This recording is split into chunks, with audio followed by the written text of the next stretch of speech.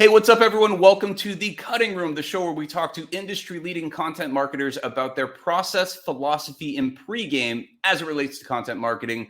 I am your host, Tommy Walker, and I am very, very excited to have my guest on tonight. His name is Benyamin Elias. He was the head of growth over at ActiveCampaign. He is now currently at Podia, where he is also the head of growth. Podia is a home for all of your internet stuff. So if you have a website, you want to do courses, run a community, Podia is the excellent place for you to be.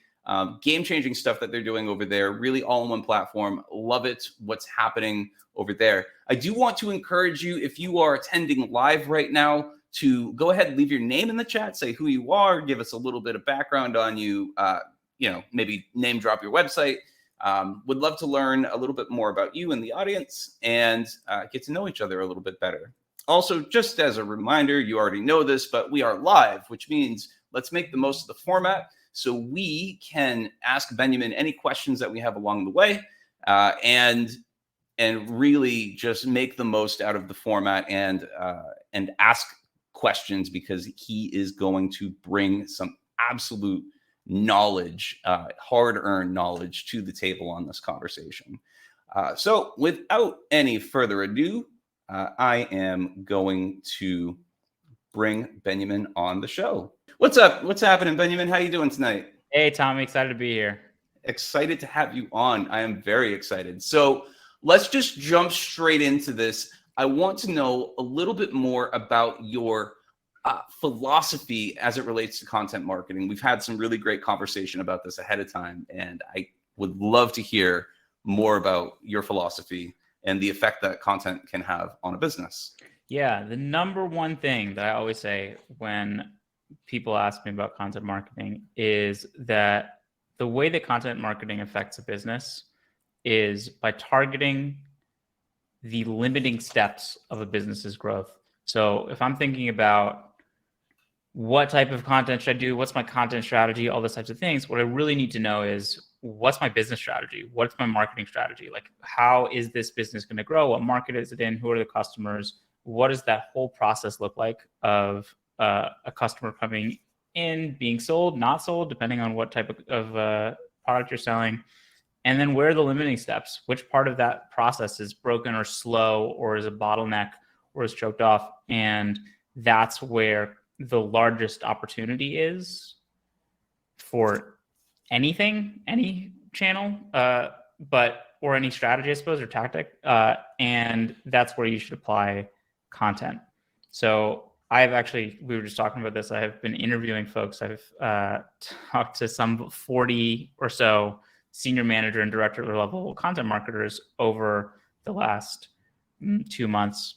And there is this really interesting mix of folks who are really experienced in long form search optimized content, folks who are really experienced in building a media business. And I always try not to approach it from one of those perspectives, and much more I'm thinking, where's the opportunity for this business, and where can content or whatever the appropriate approach influence that outcome?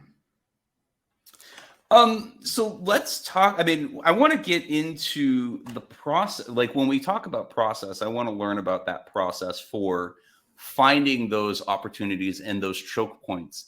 But before we get into that, from a philosophical standpoint, like, when you've identified a choke point, right? Like, let's not talk about identifying the choke point, but once you've identified that choke point right now,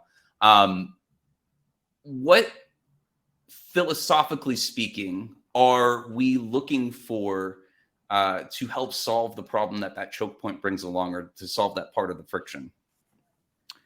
That's an interesting question. I think it depends a lot. And I wouldn't be a marketer if I didn't say it depends, but I will say what it depends on a little bit. I think it depends a lot on what the nature of the choke point is. Like, so I'm no longer purely in content. I started in content at ActiveCampaign. I was director of content, then director of growth, and now I lead marketing overall at Podia across all of our channels.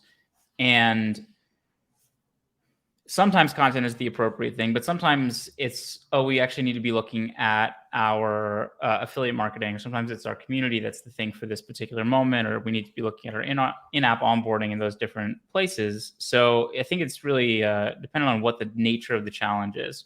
If the nature of the challenge is creators are coming into Podia and they are really excited about the thing that they want to be creating about, but they're not really sure where to take this next as a business. Well, we have a few options there. Probably the problem is not at the very top of funnel and search related. Maybe the problem is about using the actual tool and teaching them what they can actually do in Podia, but possibly the thing to be thinking about is, well, how do we, if we're taking a content approach to this, how do we show them what existing creators have done? So how do we take them through a successful person who's like them and show them exactly what they need to do? Or how do we, as we're considering doing, put together original research on this is how creators choose to monetize or what they decide to make next? Like, that's pretty specific to Podia, because I think all of the challenges are going to be somewhat specific to the business. But fundamentally, it's is this an information problem? Is it a discovery problem? Is it a conversion problem? Is it a churn problem? Like, what kind of problem are we looking at? And that's going to depend on what your message is and what content makes sense for you, or non-content channel. Yeah. So you started as sort of running content teams in general. Now that you've got that more holistic perspective, because that's the dream, right? The content marketer's dream, especially when you're working within larger orgs, you get those content silos that happen, and then you don't know what's happening over in product or happening, in the conversion, right? You don't get to see all of those choke points. So you're really just looking at that sort of informational area.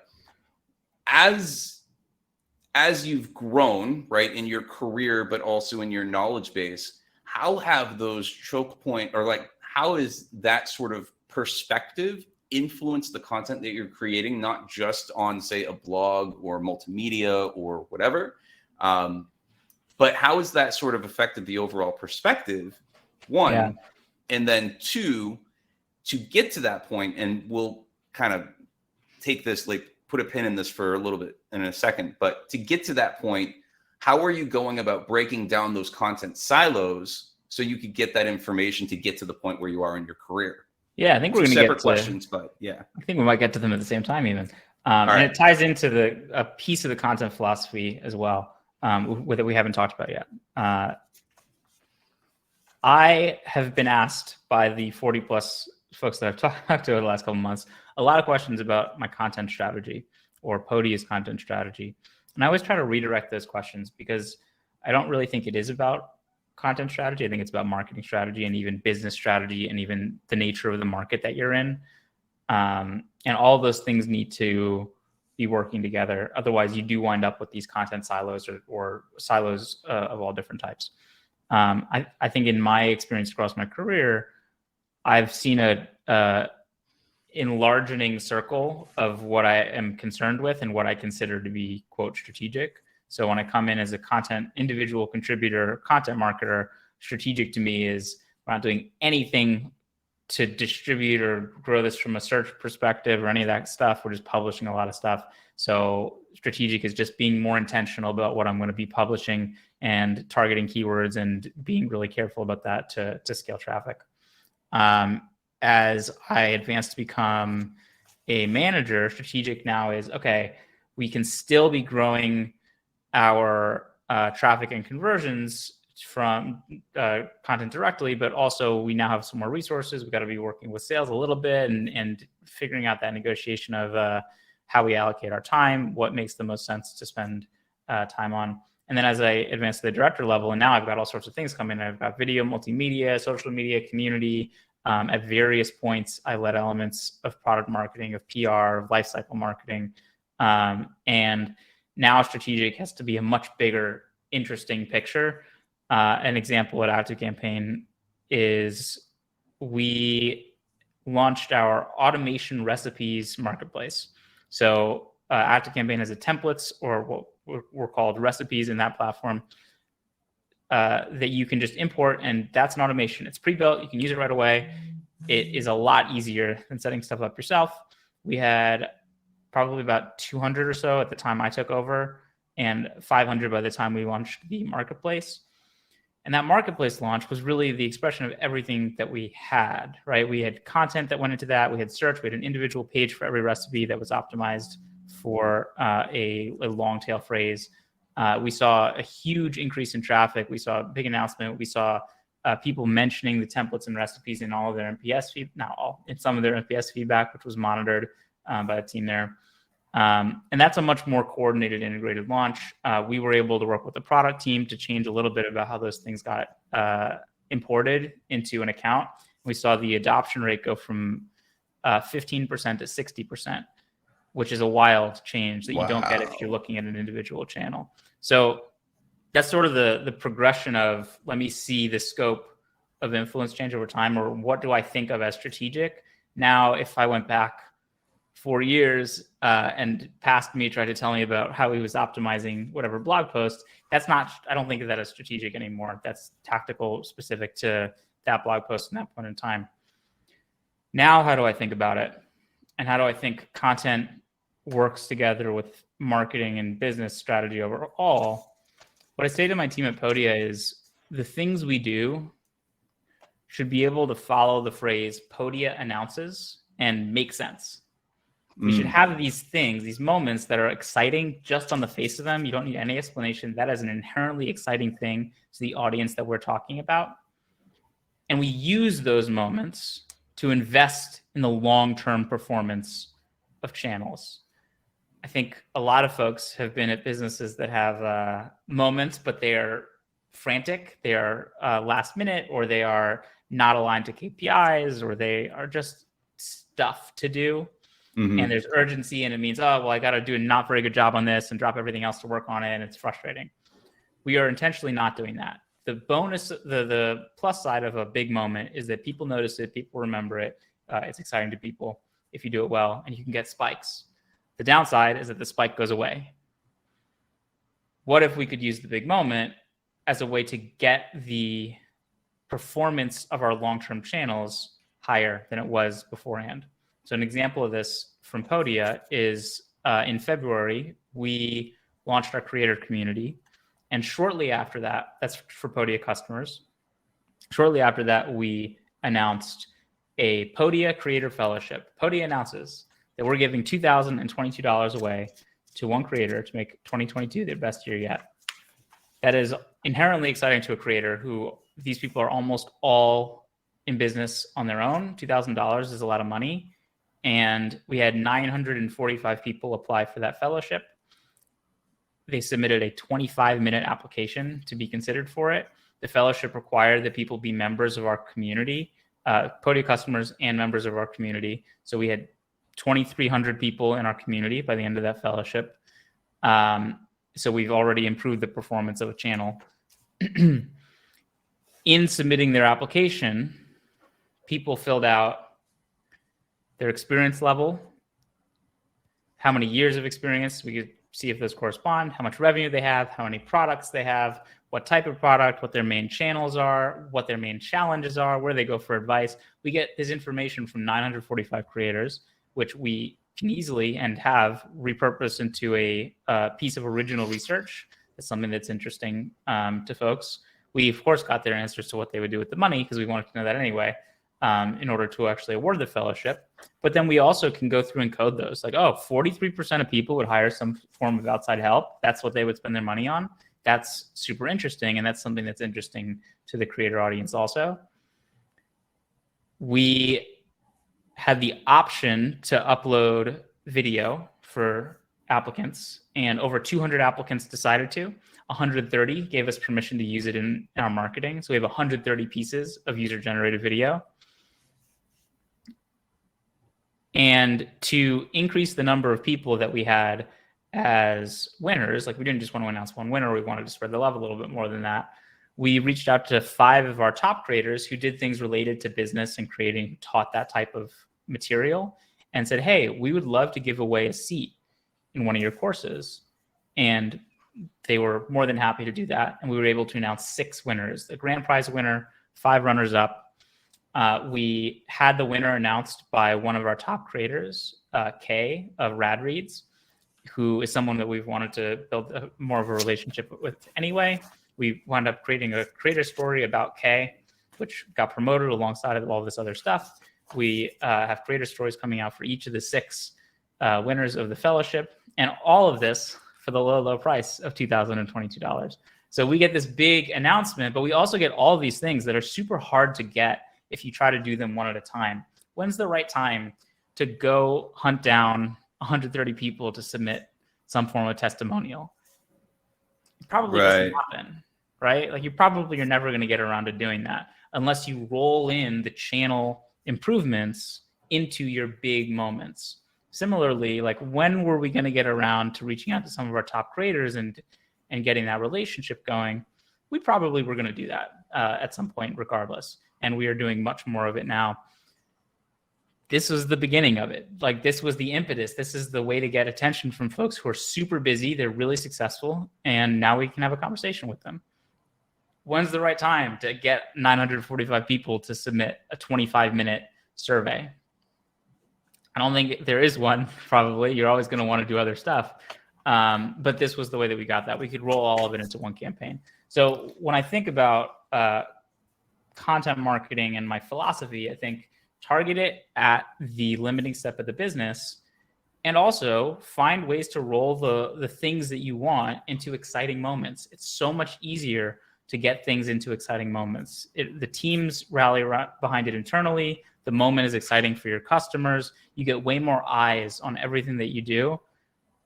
The creator stories that we publish are going to have so much more attention on them right away because we promote them alongside these fellowships and it has a built-in audience already.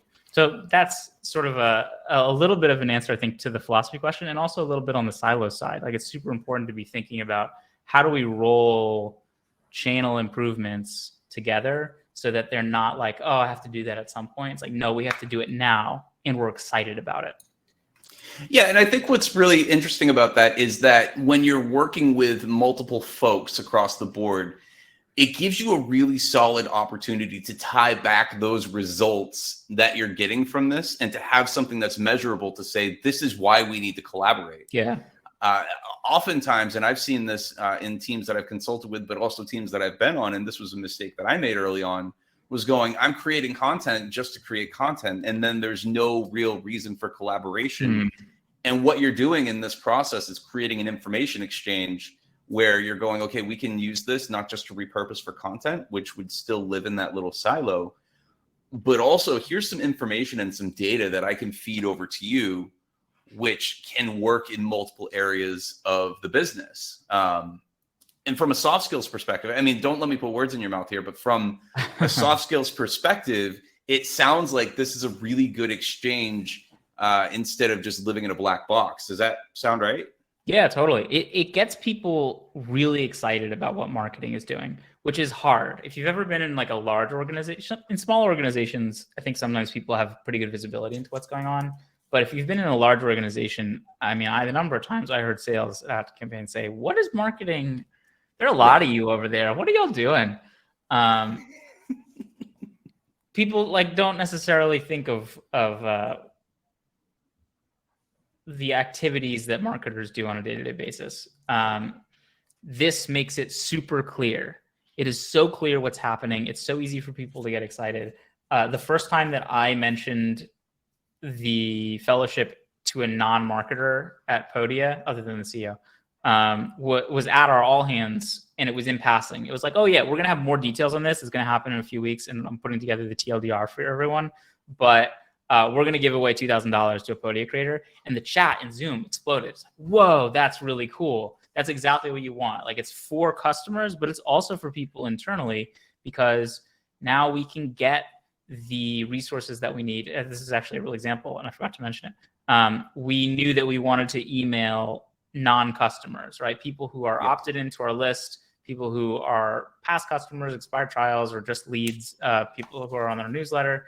But we didn't have the infrastructure in place to do that yet. We needed some developer help to pipe all the information to the right places. When's the right time to do that work? When you've got a really big announcement coming on the 15th, that's a really good time to do that work. And it's not surprising that in the week after the announcement of this fellowship, we saw a huge spike in new business. Like it was one of the best periods of new business that Podia has had. And, I think you can get really technical with measurement, and it's worth doing that in some contexts. I don't think we mentioned this. I'm currently getting a master's in analytics. Like part-time on the side of all this. Like I believe in that side of things deeply. There's also something to be said for, we did this really huge thing that we announced to everything in all these ways, and we immediately saw a huge bump in revenue. Like those two things are connected, and a lot easier for people to understand than some sort of blended KPI. Well, I think what's neat about this too is that there is, and we've talked about this before, like there's an art form to this too, and you respect the art form of both sides of this. And what's interesting to me in what you're talking about right now is I've worked with companies where the content teams struggle to get employees to like want to share the content. They're like, let's just put an email list out, an internal email list, or let's put it in a Slack channel, and we encourage people or incentivize people to try and share it and whatever. And it's kind of what you're saying about the moments too. You've got to create these moments internally to get people excited to share your stuff. And like get people, it helps people to be proud of who they're working for, right? When you're doing cool stuff like this.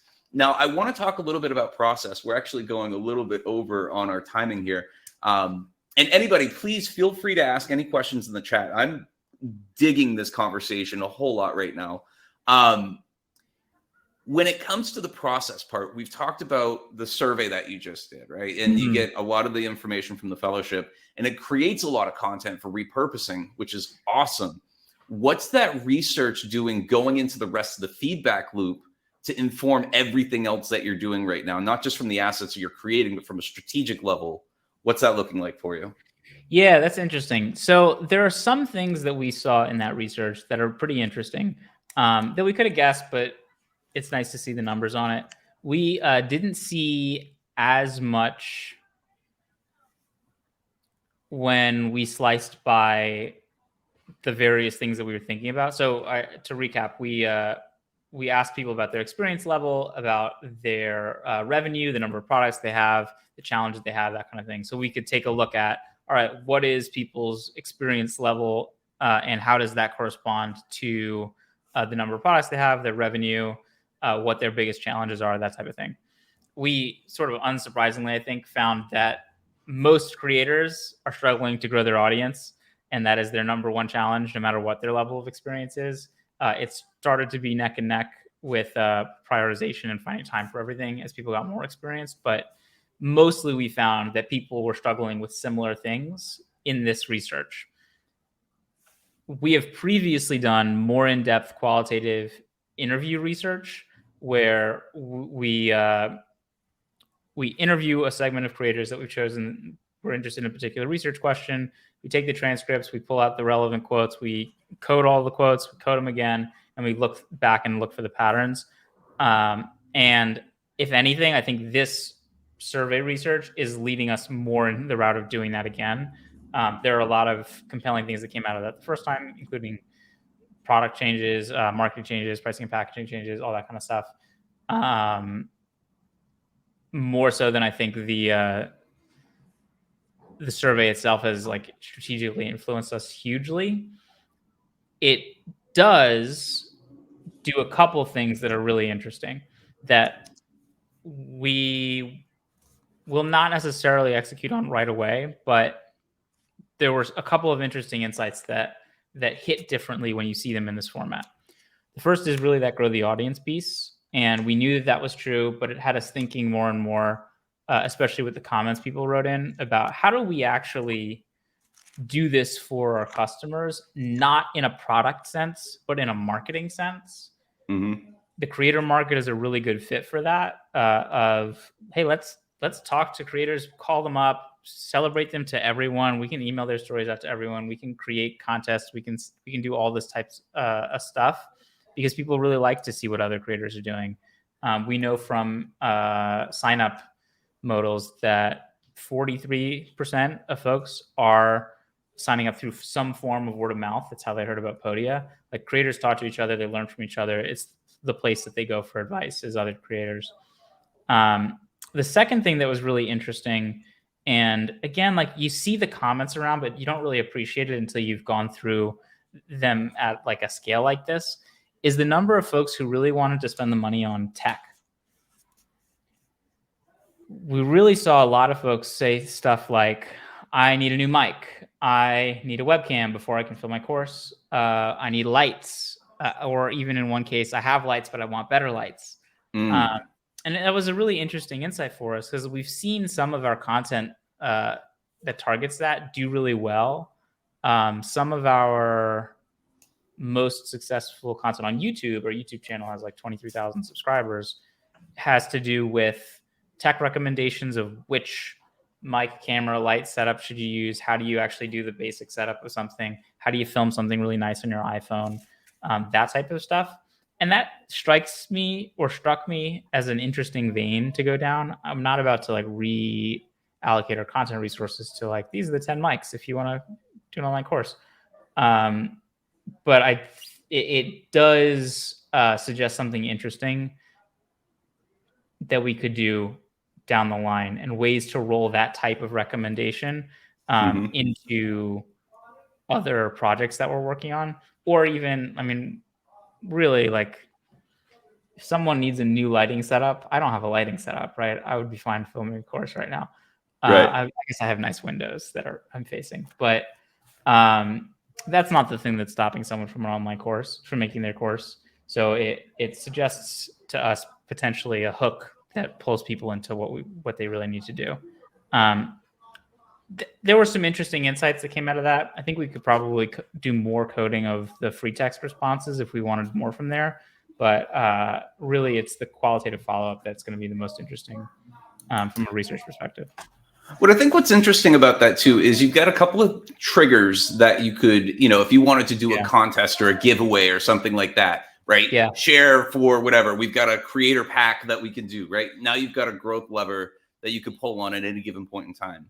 Yeah. But the other element that's really interesting to me about that is that it helps you read between the lines in some of this, and you can really bring a level of empathy, and you guys do a great job of this, bring a level of empathy to the content that's being created, so you can say without saying, in a lot of cases, like, maybe you're making excuses, right? Like, you can massage that audience and do it in a way that's kind and gentle, but also understands the intent behind some of these things. Which, yeah. There's an interesting, it overlapped. So again, more qualitative research. I'm talking my professors that would not like the extrapolation I'm about to do. But it overlaps in an interesting way with some stuff that we did here in our first round of qualitative research about why people really liked Podia. More than we expected. People referenced how clean and professional the design looked. They were like, oh, it looks great. Clean was the word that came up most often. Professional came up pretty frequently too, though. And white space, people referred to that a bunch because it is a pretty elegant design. And that, combined with the success of some of our content that's about how to make your stuff look really professional, shooting on the equipment that you have, and this stuff about, I need this mic, I need this lighting setup, I need this thing. I think there's a component of it that is like, well, okay, I actually don't know how to make an online course, but I do know that mics are good. So I can focus on the mic, and that like lets me defer the decision. That's probably there to a degree. I think there's also a part that people really want to make stuff that looks and sounds and feels really nice. And there are so many examples of that out there now, especially as like TikTok takes off and you have more and more independent people filming really good looking stuff. I think we're going to find some sort of insight related to that. So there's the, like, I'm putting this off and you just need to start, and that kind of thing. And there's also, oh, these people really care about how their stuff looks and feels. And that's an insight that we can dig into a lot of our work, not just our content.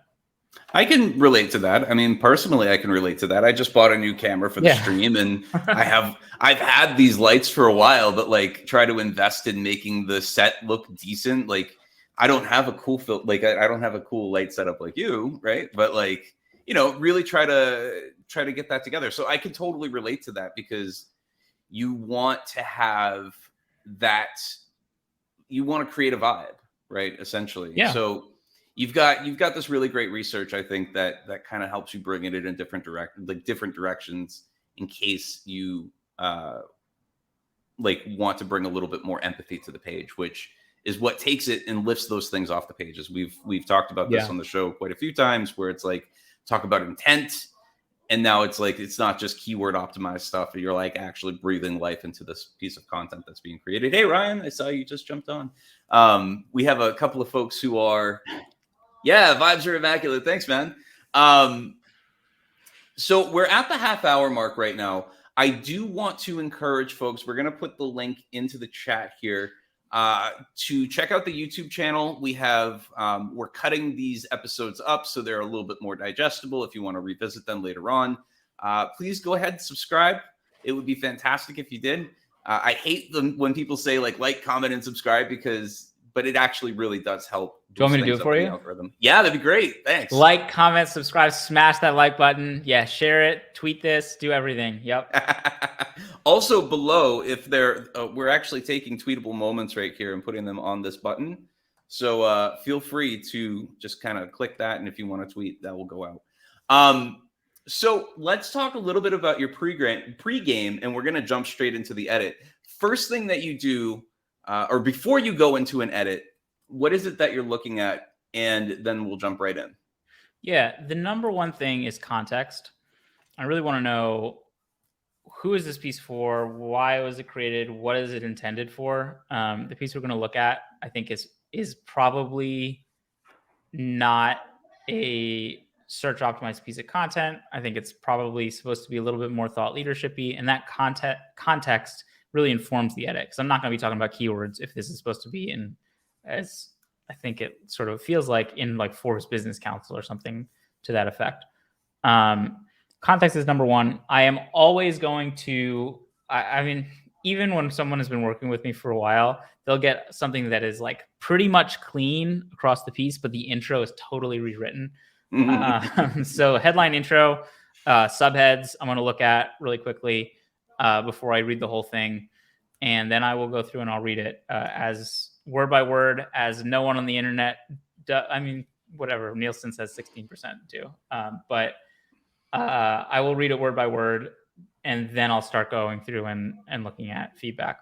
If people are thinking about the editing side of this and not as much the writing side of it, one thing that I really put a lot of effort into when I'm editing, and that I don't always see come back in the editing test projects that I give to candidates, is positive feedback. Even when there's a lot to fix or change about a piece, you have to think, or I think you have to think about, what is going to get the writer to good work in the long term. And some of what that is going to point out, hey, this could be better here. This could be better like this. This is how I really think about this thing, and sharing your thought process. And there's plenty of that in this edit. I'm gesturing to my second screen. And some of it is, hey, you did that thing well. That was awesome. Do that again. They know what it's like to do that thing. They have demonstrated that they can do it. And if you want to see that in future pieces, you should tell them that that thing is great. It also stops some of the demoralization that can happen when you look at a page full of comments or red marks. That's something Jimmy Daly was on the show not too long ago. That's something he brought up, and Margaret from Airtable, she brought the same thing up, where it's like, it's a vulnerable relationship. So there's something that you have to respect about that. And there's that trust building. And I think anybody who's on the call right now, anybody who's watching along, especially viewers who've come in for a few times now, I think I've talked to a handful of people, and I think that that's really something that we all get inherently, which I love, because most of us started off as writers and we don't want to get totally beat up all the time. So, okay, so that's fantastic. If you want to share your screen, let's jump right into this. Let's jump right in. Oh, yeah. And if you want to follow along, folks in the audience, we've got the link to the doc right in the chat, so you can follow along as we're going through. All right. So we're looking right now at the future of corporate travel. It's a big headline. We'll see if the piece backs it up. So I know folks are following along. What I'm going to do here, I've gone through and left some comments. Some of them are short, like this one. Some of them are much longer, like this one. I am going to go through and talk a little bit about what I noticed as I was looking through the headlines, or the subheads rather, and then I'll go through and give some overall impressions about the piece, and we'll talk about edits in general. So the future of corporate travel. First thought, and I've left this in the comment over here, this headline could work. I think in a lot of contexts, you probably want to be a little bit more descriptive than this. But as I've said in the comment here, like, there's a context where this makes a lot of sense. I think this is intended to be some sort of thought leadership type post, probably ghosted for an executive from someone who sells corporate travel software or something similar to that. And that type of content sometimes can have these big sweeping types of headlines. As I've said in the comment here, Elon Musk just bought 9% of Twitter and joined their board. If he published something titled "The Future of Social Media," I will read it 100%. A lot of people will. Probably you don't have that kind of clout and you want something a little bit more descriptive. We'll probably come back to this, but I've given some thoughts on how you can get to a more descriptive headline. The nice thing about this, though, is that I do know what this is about, right? This is about corporate travel. So I've introduced that topic right away. I'm thinking about the future of corporate travel. I don't do a whole lot of corporate travel, but I suppose we're doing some next week. So very relevant to me in this exact moment. I skimmed the intro quickly. We'll come back to this. I think this is telling people what they already know to a degree, which is hard to hook someone on. If I only share things, your name is Tommy Walker. You live 40 minutes from me. We have not hung out yet. It's a shame, but I don't think that that's going to interest you all that much, because I'm only telling you things that you already know. It really is a shame, though. We got to fix this. We have to fix this. We're going to fix it. It's going to happen. All right. So we know that we're talking about the future of corporate travel. We know that we're going to take another look at this intro. I noticed quickly that we've got stats over here. 40% of U.S. adults, Statista reports 11 billion vaccines. Even scrolling through, there are a ton of these. This is also Statista. This one was, there was Gartner, Axios, Pew Research. There were a bunch of different ones. And something that I called out in my notes when I was editing is those are pretty good sources. I see a lot of folks who link to aggregated blog posts of stats and don't go to track down the original source, but these are relatively authoritative. Sometimes Statista is like an aggregator also, but these are pretty authoritative and those are pretty good sources to be looking at. So props to the writer who clearly did some research to find things that are interesting there. How companies responded to the pandemic with workplace flexibility. I see this subhead and I think that's all right. I think that's potentially interesting to me if I'm a leader in this space. I do agree with Erica's comment, but I will leave it in her words and not use my own or not echo it.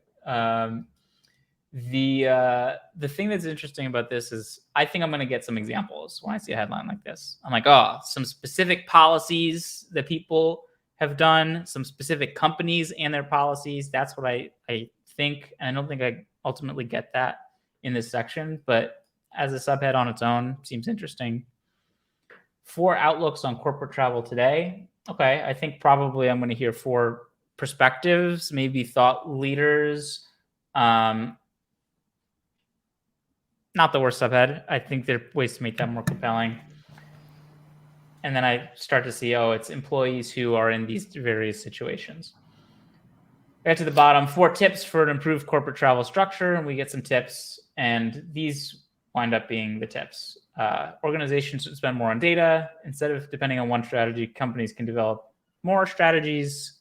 Safety is important, and I guess let people personalize their travel arrangements based on what's comfortable to them, and communicate a lot your policies. And then we have closing words, conclusion. I've left a lot of comments in here about some specific things. We may go into those later, time depending. The number one thing that I noticed when I'm looking through all of this is I don't really know what this piece is about anymore. I thought it was about the future of corporate travel, and I thought that might be about predictions or maybe recommendations. But what I've gotten here is a mix of things. And it's not really clear if this is a thought leadership piece, if I were to share this with my, I don't know, COO, or head of HR, someone who might be in charge of this type of thing, and be like, oh, this is super interesting. What do you think about their idea of this? What's the idea that is in here? I don't really know what that is. If I dig into the individual sections, I see things like, okay, remote work happened. People did work from home, and they had video conferences, and that happened. I think this is more of what people already know. I don't really know what the thesis is here. I don't think there is so much of the promise of the subhead answered. 4 outlooks on corporate travel today. It's referencing these types of employees, I guess, who are from this McKinsey article. Again, why do I care about the outlooks? Like, what's important about that? How do I use the information here? Or even in some cases, what are the outlooks? Like, workers who depend on business trips is the first category. Why are they depending on it? Is it they're going to conferences? They're trying to close deals? There are a lot of reasons that you could do corporate travel. Is it a president's club and everyone's going to Hawaii? Like, there are a few things that this could mean, and I don't think I really know what these people care about from looking at this section. And then the 4 tips, and I've said this in these things, organizations should spend more on data. What does that mean? Is that a tip? How do I follow this tip? Do I tell my CFO to give me more money for data? Like, what do I spend the money on? What kind of data? If I'm depending on one strategy, like more strategies, like what? Is this a strategy for alternatives to travel? Is it contingencies in case travel goes wrong or COVID spikes again and we have to change things suddenly? I'm getting the surface of a lot of things instead of depth and insight on one thing. And in my section of overall feedback, that's essentially what I say. What's the summary of this in a sentence or 2? Most things, even really long things, have a summary, not necessarily of the takeaways, but of what it's about. If you had to answer the question, what is this about? What's the answer to that? You can do that for 10,000 or 100,000 word books or 2-hour movies. What's Jurassic Park about? There's a sentence or 2 sentences. Scientists find the DNA, they make dinosaurs, the dinosaurs go nuts, right? Like, you didn't watch Jurassic Park, but you know enough to know what it's about. You should be able to have that for a piece of content. I actually, because I think about stuff when I shouldn't, sometimes when I'm like browsing through Netflix or Hulu or whatever streaming platform, I like see the descriptions of stuff, and I'm always so fascinated. Like, who writes the Netflix show descriptions for individual episodes of a sitcom? Because that's got to be a tough job, right? Like, you have to nutshell this thing in enough detail to get someone to watch it, but also remind someone who's seen it if they actually have seen it, if they want to watch that episode again. You have to not spoil anything, right? Like, that's the essence of how do you find the 1 to 2 sentences of a thing. But the key thing about this piece is what are the 1 to 2 sentences? What's the key idea? I have some examples down here about where you could take this, because there are some claims in here. There is this idea of we predict the slow but certain return of business travel. I don't think that's a particularly controversial claim, but there are ways to make it interesting. You could talk about how business travel has changed. If we go back to the ideas that I've jotted down, business travel is going to come back, but it's going to be different in these insert your important and unexpected ways. That's a thesis, right? These things that we have held as standbys of business travel are no longer going to be standbys. One example of this is like, oh, well, people actually will take extended vacation in the place that they're going to go and be working there, right, during the day. And then they'll just be at the conference for a little bit. And then they'll stay there for a little longer. Like they lived there for a month. Is that going to be a widespread thing? I don't know. It seems like you could have a controversial article about how everyone should live that lifestyle. If you communicate, okay, you've got these 4 types of employees. How do I talk to each of them? Like, how do I build a program that appeals to the people who are desperate to go travel and go to conferences and the people who don't care about that at all, but still want to have the opportunities who want to stay remote? I'm going to ask you a leading question here. Yeah. Do you get the sense that this author truly understands this audience? No, I don't. And I did not quite write that, but I had it in my notes to bring up here. As I've said here, the author felt the lack of this when they were writing. You can tell. There are filler phrases. There are words that you're talking around a problem. And that happens because you don't have a clear idea. Because if you have a clear idea, you just explore the implications of that idea. When is it true? When is it not true? What are the various factors at play? You don't have to like come up with new sections. If anything, you have to cut stuff that you really like. And then second, it's a lot harder to write when you don't really know how businesses manage their corporate travel now. There was a piece towards the, well, multinational corporations will require several approval letters before endorsing a business trip. Small and medium scale enterprises get around the red tape. I don't think that's true. I think there may be folks at different levels of this type of thing that have a free pass to go wherever they want to on the company's dime. I know for a fact that there are platforms to manage business travel and manage expenses, manage booking, manage all these kinds of things. Like there's a whole ecosystem of stuff that goes into that that I am also not an expert in, so I don't want to comment on too much. But it's hard to have a really deep, insightful take on this if you are not well versed in those things. In which case, like I don't know again the context of how this was produced, but if this is like someone who's freelancing for an organization and they want something ghosted for an executive in Forbes Business Council, that's on the organization. The organization did a bad job in deciding what kind of content they should do. Even if the person is in-house, if they're a junior writer who got handed this assignment, the organization did a bad job. And whoever is managing that program is the person ultimately responsible for the performance and the quality of this piece. It's what I call having a tourist knowledge of this this type of content, right? Where we're like trying to understand what it is that's going on. But I think what's interesting about what you're saying is that it's kind of on the company to empower a freelancer who might know this stuff or source the right, type of person. There's a whole nother conversation about hiring that I would, that could be a whole nother hour and a half. I would actually love it if you could draw some thoughts down that I can put in the follow-up here, because I know that hiring freelancers is a thing that a lot of people have questions about in my own research from this. I'll drop a quick rhetorical question for folks, which is, what is the output of a manager? And just sit with that for a second. What's the output of a manager? And I really love this question. It comes from Andy Grove, who was CEO of Intel, and he writes about it in High Output Management, which I think is the best book about management.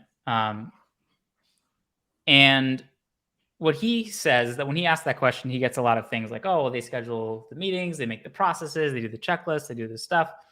And the real answer is the output of a manager is the output of that manager's organization plus the output of the organizations that the manager influences.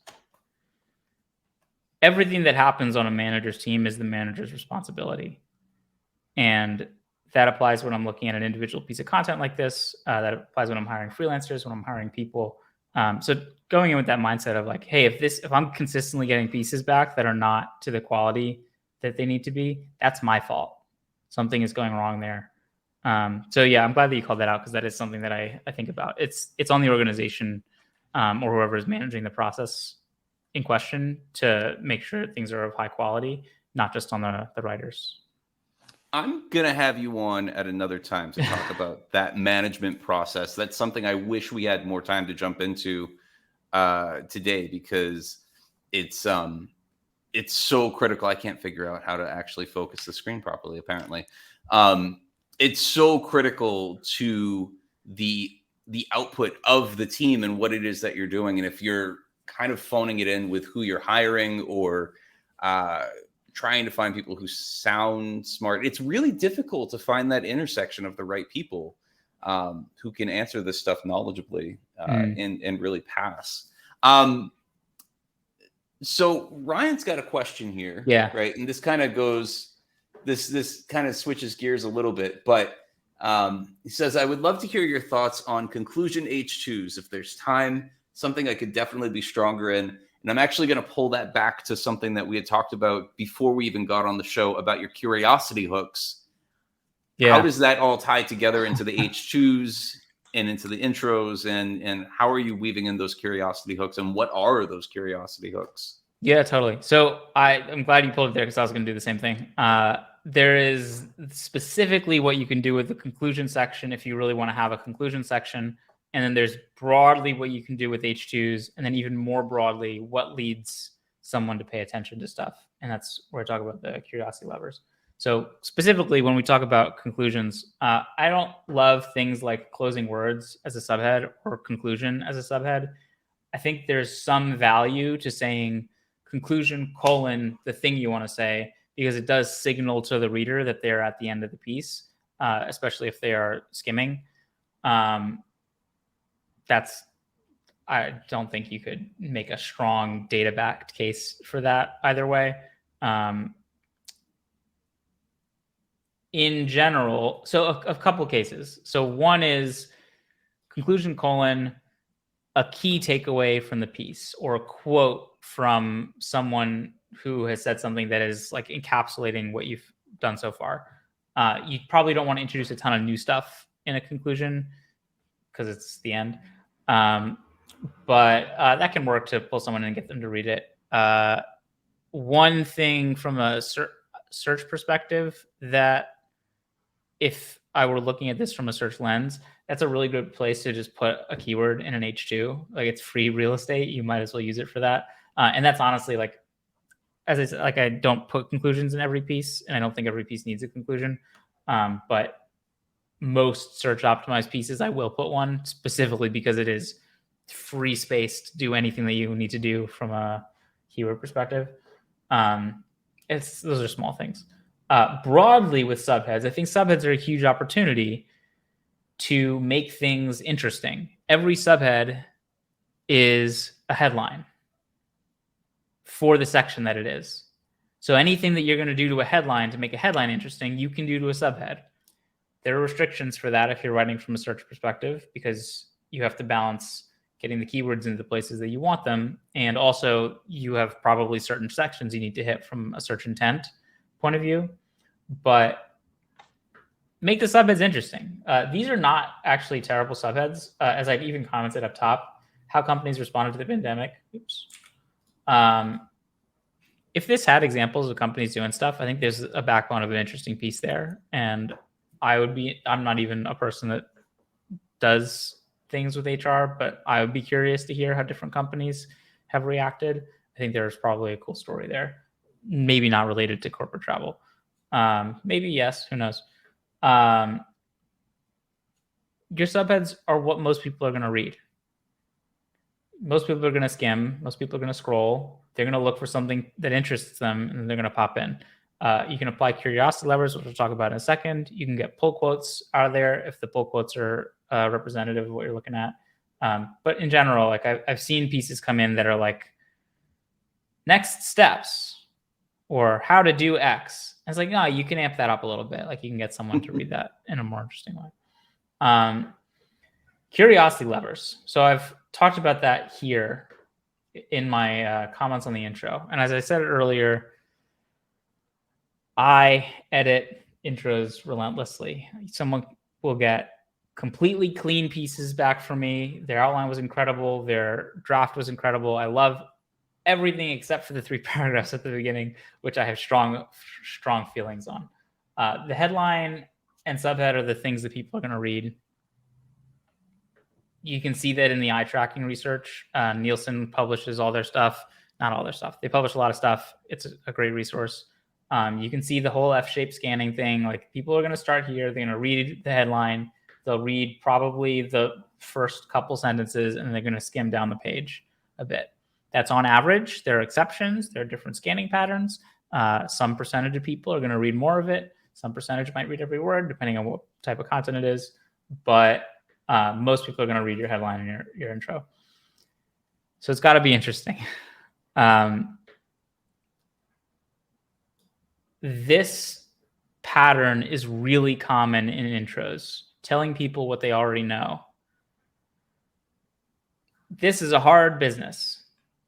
Fundamentally, I've seen a lot of first sentences that are that. It's hard to do supply chain logistics. I know. That's why I'm here. Because I don't do supply chain logistics, but it sounds hard. Every stuff is hard in every industry. It's not that interesting to start that way. You have to find something that's going to pull people in. What's going to pull people in? There's a wide range of stuff you can do. This is where the like science and art thing comes together, where we're going to talk about some very specific science, and then the way that you combine those elements is much more of an art. But I like to use this idea of curiosity levers as the filter in my head to be, have I gotten there yet? Am I at something that's interesting?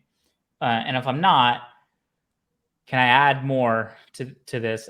Pull one of these levers more or harder to get to something interesting. So what are the levers?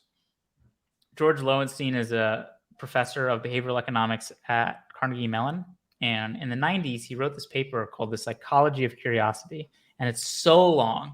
It covers everything about the psychology of curiosity. And buried on, I think it's like page 17, there's this little bit about what makes people involuntarily curious. In other words, what external to you makes you curious about stuff? And he identifies these 5 things. Questions, interesting questions, an unfinished story, something that's very unexpected. When there is a situation where I think there's information I don't have out there, or when I realize that I knew something and I've forgotten it. That last one I think of as like, oh, I'm watching something on Netflix. I have seen that actor in something. What were they in? Who are they? I gotta know. I know that I know this. I'm so curious about it automatically. And I wrote more about this in this. I was on a webinar for ActiveCampaign, and then someone on my team wrote this recap here. It goes a little bit more about how you use those things. But if I'm looking at an intro or a headline, how many levers does it use? Does it ask a question? Does it start with a story? Is it unexpected? Does it imply information? Does it imply this other form of information? And if it's not using any levers, it's probably not going to be good. If it's using one lever, probably also not going to do it. It's just a question most of the time. If it's using 2, depending on how hard it pulls the levers, it could be good. And 3 is probably the sweet spot. Past that, you get into like really tabloid clickbait stuff.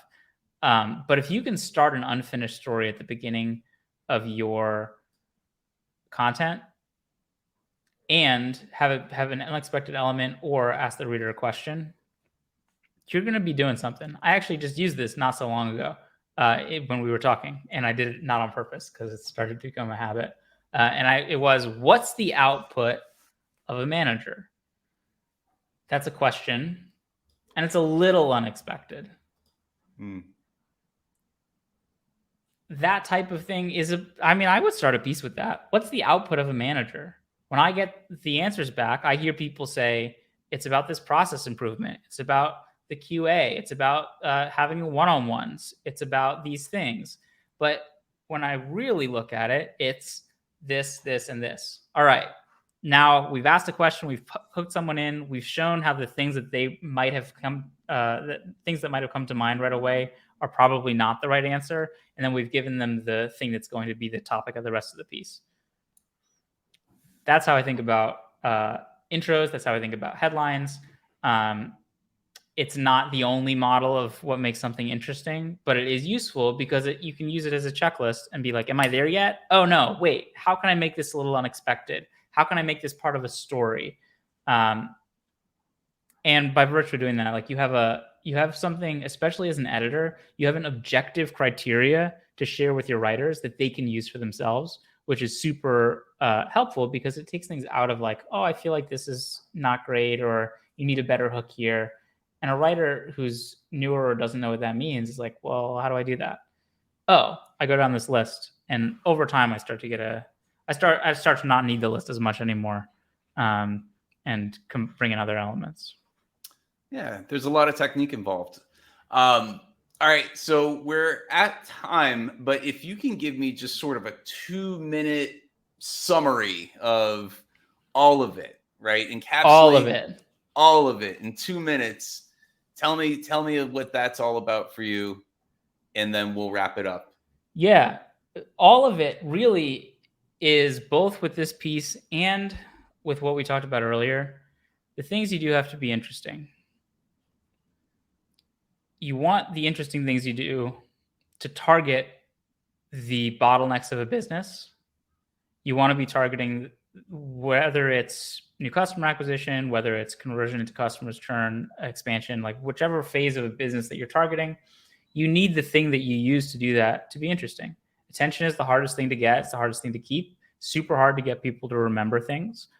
We know this from even advertising research. 40% of people will not remember an ad, will remember an ad, and 40% of people will remember what the brand name was, but not remember the content of the ad. So you only get 16% of people who both remember the ad and remember the brand that it was for.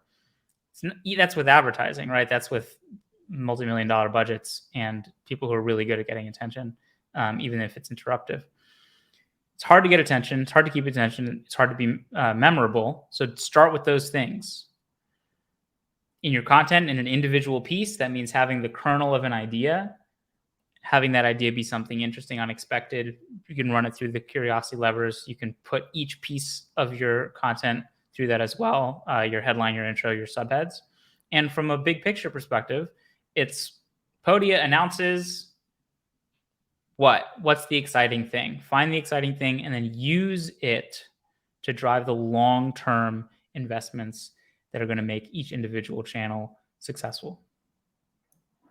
I love it. Thank you so much, Benjamin. It's been an absolutely incredible conversation. I've loved having you on. This was a ton of really valuable stuff.